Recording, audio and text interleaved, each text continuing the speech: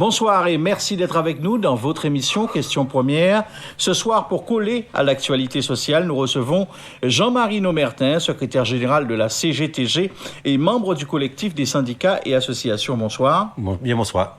Alors avec nous également ce soir via Zoom Patrick Vialcollet, le président de la Chambre de commerce et d'industrie des îles de Guadeloupe. Si le Zoom ne marche pas, il sera avec nous par téléphone. Bonsoir Monsieur Vialcollet. Nous allons retrouver M. Vialcollet tout à l'heure dans le cadre de cette émission. Il y aura aussi la question que vous n'avez pas répondu. Bonsoir en tout cas M. Nomertin. Il y a une question à laquelle que vous n'avez toujours pas répondu. En tant que responsable syndical, condamnez-vous les violences observées en ville et sur les barrages? Nous avons une situation où, en cas où dit encore, en cas répété, vous avez bien comprendre, en secrétaire général CGTG depuis le 18 janvier 2002, a évité que certains salariés tirent balles sur des patrons qui volaient. Et invité à autres qui fait partie à ces gens-là. C'est moi qui empêchais les travailleurs qui venaient canon en local là, pour que les gens passent à l'acte. Et à cas dit encore, beau matin là, en passé à Palais Royal, nous avons un salarié qui pas pilon mouche, prend fourmi en temps normal. Il dit, moi, seul vitin, parce qu'il reçoit l'aide de suspension pour lundi, pour le 1er décembre, seul vitin qui a pensé, c'est acheter un fusil et cribler les gens. On dit, pas fait ça. Donc, s'ils ont voulu croire que moi, nommé Jean-Marie, en secrétaire général, et qui a incité à ça, c'est problème à eux. Mais non, nous pas ça. Nous juste dire, est-ce qu'on va condamner ça? On va répondre de manière précise. Nous, c'est un syndicat de masse, nous devons défendre l'intérêt à les travailleurs, toujours dans l'action de masse. Ceci dit, fait nous poser nos questions. Si les jeunes arrivent à ce stade-là, ce jour-là, c'est qu'il n'y a pas rien à perdre. Et c'est des jeunes malheureux, des jeunes qui ont dit que puisqu'il en est ainsi, ils savent qui est ici. Les forces spéciales, ils n'ont pas joué. Ils ont fait carnage aux quatre coins du monde au nom de l'État français, au nom de l'impérialisme, le colonialisme français. Et qu'ils savent qu'ils paient moi à tout moment. Si ils ont défié, c'est que ces jeunesses en nous arrivent, notamment les pauvres, les malheureux arrivent au stade que nous ne pouvons pas comprendre. Par contre, ça nous a dit, c'est en nous rejoindre le combat de masse là. Venez joindre nous pour nous renforcer et pour nous éradiquer une fois pour toutes tous ceux-là qui, au quotidien, volent nous, notamment les grands patrons. Alors, est-ce qu'ils ont les organisations syndicales, et notamment le collectif des syndicats et associations, est-ce que vous avez encore un pouvoir sous les barrages aujourd'hui? Les syndicats n'y ont force, mais il faut nous reconnaître aujourd'hui-là qu'il n'y a ni en exaspération telle que ni des jeunes qui décident de passer au-delà et outre à ça que les syndicats et les autres organisations ont fait. Ils décident de prendre en main. Donc ça nous a dit, c'est monter des... Non, venez rejoindre les syndicats, ça y a travail. Ça y a pas un travail qui est artisan, qui est commerçant, qui est monter des comités d'action, renforcer ce mouvement-là, qui est un mouvement populaire, de manière à ce que nous réglions définitivement les problèmes. Problème à de l'eau qui part couler en robinet, problème à l'essence qui a augmenté, problème à l'impôt. Et d'ailleurs, pour nous pouvons joindre nous aussi, parce que Cornet a augmenté l'impôt là sur Saint-François, vous pouvez rejoindre le mouvement-là. Et s'il faut, non pas quatre problèmes qui posent, les jeunes, pas qu'à travailler. Les cabinets de recrutement qu'a fait en France, qui j'en peux expliquer qu'il y a autant de problèmes. Qui j'en peux expliquer non, qu'à prendre des cas concrets. Non, mais qu'à prendre une barre. Qu'à prendre une barre parce que c'est important. On est la capitainerie à La Pointe là. La capitainerie La Pointe, nous trouvons ni en main à nous. Directeur là, c'est M. Sada, je dois diriger avec M. Fischer. Et directeur là, c'est M. Forgerol ou Crégerol. Nous trouvons en main à nous. Si vous gagnez 17 ans et demi, j'ai un contrat de travail dans 6 mois pour y payer toucher un gros salaire et puis occuper un poste de direction. Donc là, on va voir ça. Qui j'en veux pas que c'est les mêmes qui nient et qui vont rester sans bouger. Alors, nous ne pouvons pas aller sur quoi prendre responsabilité à quoi citer nos amours. Évidemment. Mais il n'y a attaqué moi pour diffamation. Oui, alors, je vous propose d'écouter Jean-Marie Nomertin, le Premier ministre Jean Castex. C'était lundi dernier, juste après les violences urbaines, notamment. On écoute le Premier ministre. La situation que connaît la Guadeloupe depuis quelques jours est d'une particulière gravité. C'est une petite minorité violente qui dévalise les magasins, qui barre les routes, qui rançonne les automobilistes, qui empêche des personnes malades d'accéder à des soins parfois vitaux et qui va même jusqu'à tirer sur les forces de l'ordre. Je condamne avec la plus extrême fermeté ces violences. Les auteurs sont et continueront d'être arrêtés et jugés. Je veux dire aussi toute ma solidarité à nos concitoyens de Guadeloupe qui en sont les premières victimes. Je le dis clairement, rien ne peut justifier de tels actes qui se servent de la crise sanitaire comme d'un prétexte. Il ne s'agit pas seulement d'exprimer une opposition à l'obligation vaccinale des soignants et aux mesures de suspension que nous avons prises pour les 1400 professionnels qui se sont soustraits à ce jour à cette mesure sanitaire. Il s'agit surtout désormais d'agresser et de piller. Alors, est-ce que vous êtes d'accord? Quelle est votre réaction par rapport à la voix du gouvernement? Le gouvernement est responsable. Et le gouvernement qui passait avant, responsable à la crise là. Tout comme les politiciens qui, aujourd'hui, là, découvrent une situation. Pas nous entretenir l'élection, ils ont fait belles promesses. Ils ont fait que les jeunes croient à dans des bitins, qu'ils n'ont pas même qu'à croire, ils ont fait rêver. Et ils ont déchanté aujourd'hui là. Et là, avant un gouvernement, à partir d'une pandémie, qui prend décision de suspendre des travailleurs sans salaire, sans indemnité de licenciement pour ça qui remplit les conditions, sans allocation chômage, sans RSA, qui n'a ça? Et radio, nous sommes jeunes à Capeste. Il dit, nous devons une petite boutique. Papa moi, laissez maman moi. Maman moi qui travaille au CHU, il suspendu, il pas ni rien. Il a 15 ans. Tante taille au CHU, il pas ni rien. Donc, il a rentré la jole, il a assis les bagages. Eh bien, c'est les gens qui étaient en boutique là, qui achetaient des baguettes pain bail, qui achetaient une boîte de fromage bail. Et c'est le lot quotidien qu'ils vont l'eau. Par contre, ça, nous avons vrai. Et invité là, qu'il y a ce là, il est bien placé. Il n'a pas à payer de l'eau. Pas ni pour sanction contre eux. Mais malheureusement, à couper de l'eau à eux. Il n'a pas à payer charge sociale. Il y a alors qu'il y a une loi qui existe. Là, on patron pas à payer charge sociale, il y a 3 ans de prison et 75 000 euros d'amende. Et si c'est en entreprise, c'est 225 000 euros. Alors, qui répond vous? Non, mais en cas dit, parce que c'est pas facile. Oui, mais là, on va voir ça qu'a fait.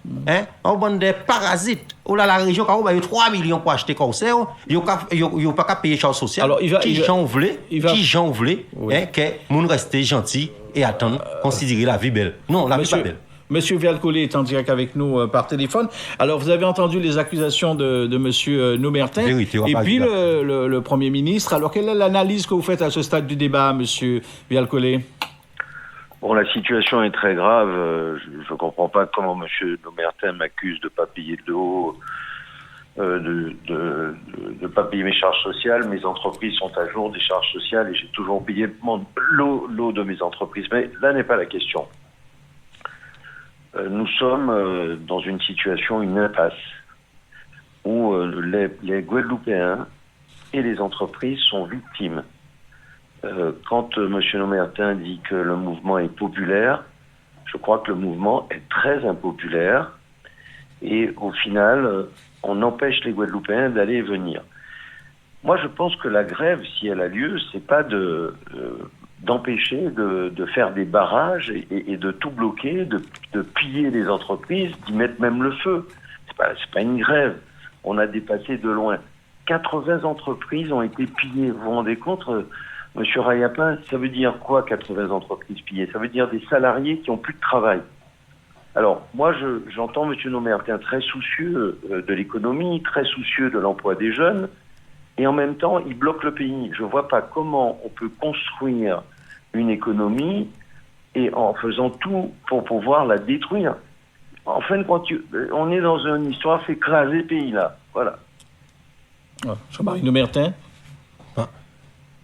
Jusqu'à ce que le mouvement l'a fait, c'est Bouglassa, c'est répété, c'est des parasites. Ils ont bombardé l'argent, ils ont vu si nous, ils ont licencié le travail, ils ont travaillé en misère, ils n'ont pas jamais posé aux questions si la situation sociale allait travailler et les malgré.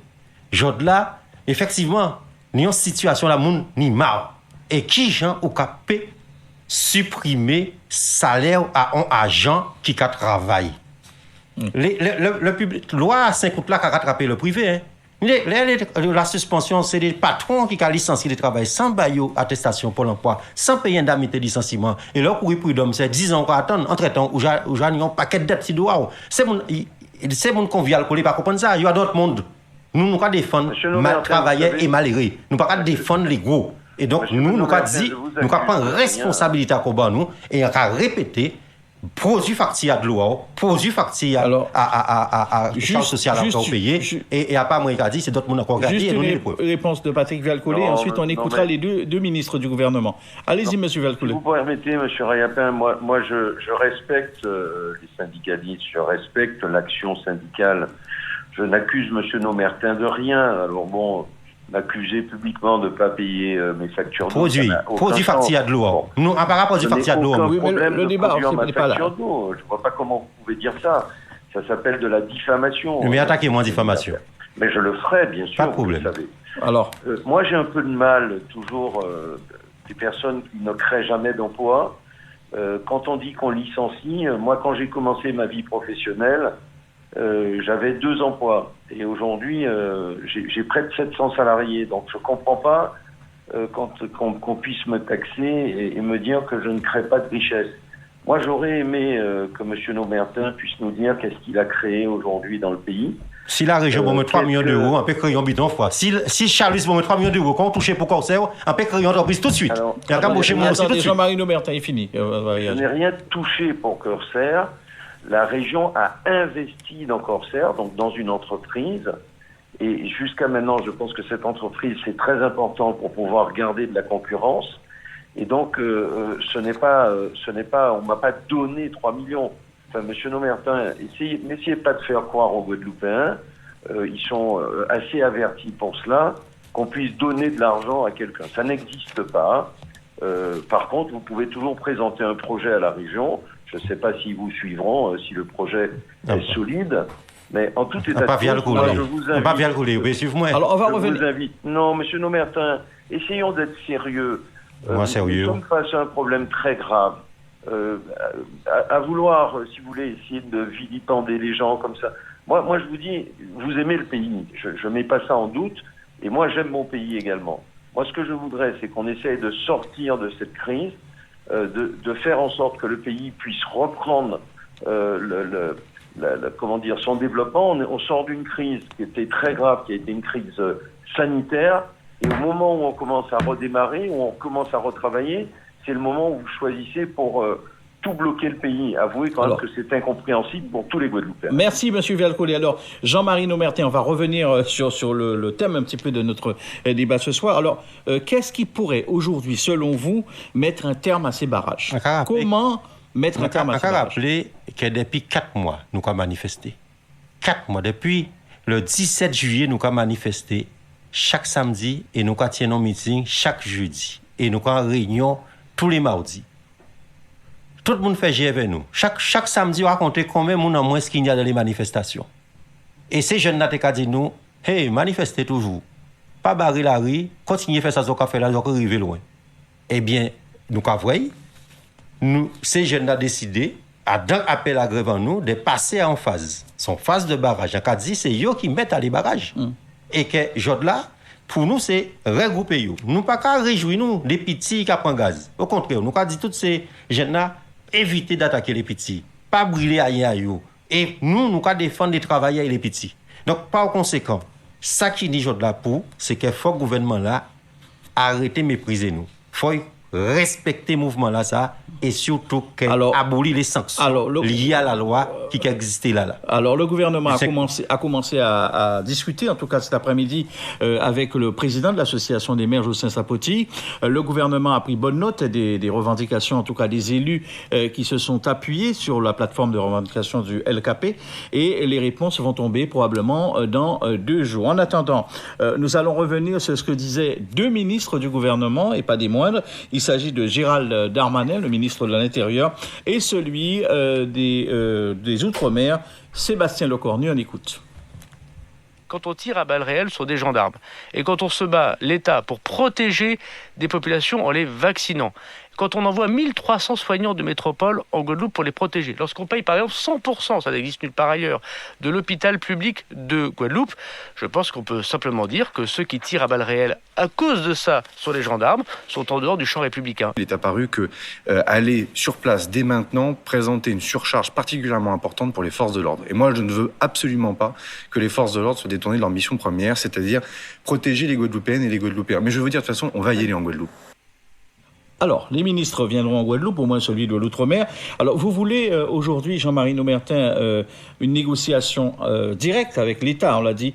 Pourquoi pas des négociations au plan local, car les revendications engagent aussi bien l'État que les collectivités, par exemple le département au plan social et la région au plan du développement économique. Vous voulez squeezer un petit peu les politiques locaux? On parlait des élus, mais les élus montrent compétence à eux, une unité à eux, ça c'est une. Deuxièmement, nous n'avons pas besoin de discuter. Nous besoin qu'ils appliquent tout simplement ça nous a dit. Nous arrêter faire c'est les négociations, pas les négociations. Nous avons un monologue social en pays là ça. Le gouvernement là a fait exactement ça les patrons qu'a fait dans le privé. Il n'a pas dicté des haïens, il a aboli les conventions collectives pour négocier avec le patron. Donc nous avons dit tout simplement que nous avons demandé que le programme nous y mettre en application. Et pas nouveau. Ça le est nouveau, c'est comme crise aggravée, mais il y a déjà fait. Il y a couillonné nous vers les États généraux de l'Outre-mer. Il y a couillonné nous en conseil interministériel de l'Outre-mer. Il y a couillonné nous si bon des points, bien des points. Essence là qui a augmenté, comme ça. Bouteille gaz a augmenté, les salaires qui ont baissé, les retraites qui ont baissé, les pensions à les jeunes qui notamment. C'est pour ça qu'ils ont l'arrivée ces jeunes-là. Ils disent si ils ont empêché et moun toucher ça, ils ont touché ça demain. Alors, quelque part, là, quand ce sont les jeunes qui prennent le relais, c'est un échec aussi pour les organisations syndicales. Parce que vous avez mené mouvement en 2009 et aujourd'hui, on en est encore dans le même état. Non, mais alors, est-ce que quelque part, vous le reconnaissez ce soir, que les organisations syndicales, l'LKP, ont quelque part échoué sur le dialogue instauré en 2009. J'ai employé mot là ça plusieurs fois. Non, on t'a posé la question. Quelque part. C'est soit en but fait ou marché. Ouais, alors, est-ce que c'est pas un échec? Pourquoi il n'a pas marché? Nous signons des protocoles. Gardez les protocoles le 4 mars 2009. Gardez. Signature Gillot pour le département Jacques Gillot. L'URL, qui a parlé en l'eau pour pas dire à Yémissi, ça, ces jours-là, ça, et en plus, son pantin encore, il y a tout ça qu'a dit. Parce qu'il y a des gens, nous pas attendre, et là, il y a un problème en pays là, les malheureux en la rue, les travailleurs à Goumé, ils ont qui déblatérer sur sans chercher à accuser les gens qui sont responsables de ça là. Il y a une série de gouvernements passés, il y a une série de présidents départementaux passés. Juste parce qu'il reste nous 2 minutes d'émission. Oui, là, la case ouvre, les ministres Lavigny négocier avec eux. Nous chaudés avec tout ça est passé. Quand ils mettent au monde, mais discuter avec toutes les organisations présentes et en seule négociation pour régler tous les problèmes. Voilà. Nous ne voulons pas ni en deuxième 2009, où là, il y a fait nous en État généraux, il y a fait nous en Conseil international de l'Outre-mer, qui ne pour côté. Nous avons avec ça. Voilà. C'est pour ça que nous mûris. Patrick Vialcolé, rapidement, en 30-40 secondes, est-ce que vous aussi, vous êtes pour que le ministre puisse négocier avec tout le monde? Et est-ce que vous-même, vous avez participé aux négociations? Alors bon, nous ne sommes pas partie prenante du conflit, hein, vous l'avez remarqué, il y a un conflit en tant que président de CCI. Non. Ni augmentation de salaire à de pompiers et de personnel soignant. Nous n'avons pas de grévistes dans le secteur privé ou extrêmement peu. Donc je n'ai pas de connaissances. On nous demande d'ouvrir des négociations alors que nous avons dans nos entreprises un dialogue social qui est extrêmement puissant. Voilà. Donc, il y a quand même l'histoire des salaires, disait tout à l'heure Jean-Marie Nomertin. Donc, aujourd'hui, quel est le calendrier? Tous les ans, on négocie les salaires. Mais, M. Rayapin, permettez-moi de vous dire qu'après cette crise sociale, la crise sanitaire puis la crise sociale, nous, ce qu'on va essayer de faire, c'est d'essayer de garder nos exploitations ouvertes. Les commerçants qui ont perdu leur commerce, c'est fini. Les 80 commerces, ils ont perdu. Les salariés, ils n'ont plus d'outils de travail. Alors, je ne sais pas comment M. Nomertin explique qu'au final, il veut développer l'emploi des jeunes, alors qu'en réalité, quand on regarde bien, il fait tout pour que les entreprises ferment. Alors, merci Patrick Vialcolé d'avoir participé à cette émission avec nous. Jean-Marie Nomertin, en 30 secondes, vous êtes quand même optimiste pour l'issue de ce conflit, de ces négociations. Ça va aboutir, selon vous? Pas des négociations, mais très optimiste parce qu'en Martinique, nous venons là prier, en Guyane, prier, en Polynésie, prier, nous avons crié travailler en France. Travailler en France, y compris froisser en nous des dernières colonies qui en France, des menés combats qu'on nous a menés et nous qui gagné combat, assurer c'était. Voilà, Jean-Marie Nomertin, je vous remercie d'avoir été l'invité